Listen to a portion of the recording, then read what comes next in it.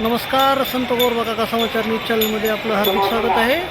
आणि आज आपण पंढरपूरला आलो आहोत आणि आज आहे निर्जला एकादशी. तर आज आपण इथं पाहू शकतो की हे आता आपण पुंडलिकाचं मंदिर आहे आणि हे पुंडलिकाने आपल्या मायबाची सेवा केली हे ठिकाण आहे, आपण हे पाहू शकतो. आणि हे वासुदेव आहेत आणि असे काही भाविक इकडं तिकडे गेले आहेत.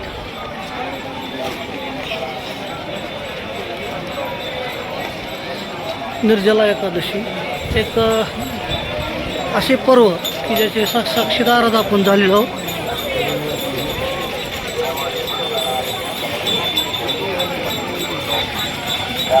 आता आपण नुकतेच चंद्रभागेत स्नान करून पुंडलिकाचं दर्शन घेऊन इथं आलो आहोत. तिथं पाहू शकतो आपण हा भक्तांचा मेळा.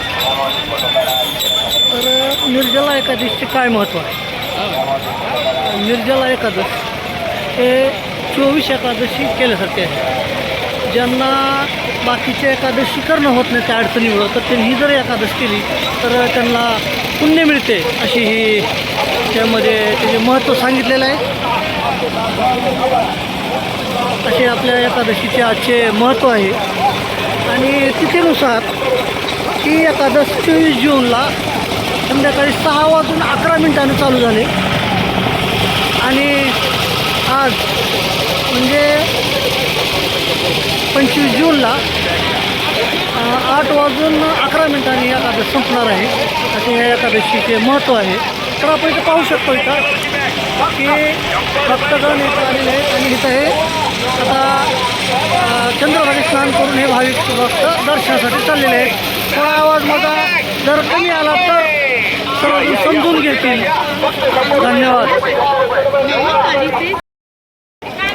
आता आपण प्रदक्षिणा मारून आपण गावाकडे प्रस्थान करणार आहोत. तर आपण निर्जला एकादशीबद्दल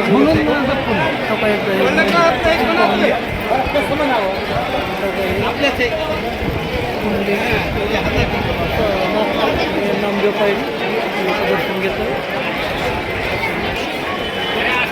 प्रदक्षिणा करत आहोत. हां, आपण निर्जला एकादशीबद्दल बोलतो.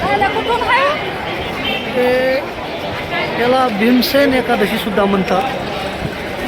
5 पानांपैकी भीमसेनला भूक ताण सहन होत नव्हती, तेव्हा महर्षी व्यासाने त्यांना ह्या एकादशी व्रत करायला सांगितलं होतं.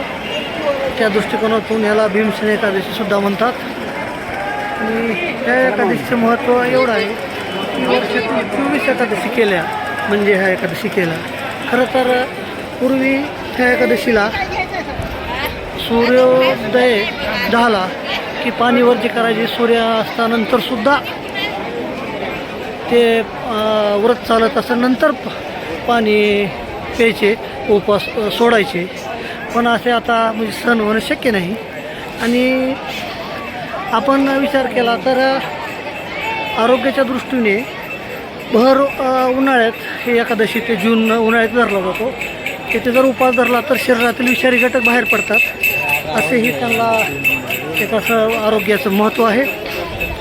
आणि ओम नमे भगवताय नमः हे जप करावे असेही ते म्हटले जातात. त्याचप्रमाणे ह्या एकादशी दिवशी सकाळी लवकर उठून स्नान करून भगवान विष्णूची आराधना करावी असे हे सांगितले जाते. असे हा निर्जला एकादशीचे महत्त्व आहे. आपण आपल्याला जेवढी माहिती आहे तेवढी आपण सांगण्याचा इथं प्रयत्न केला.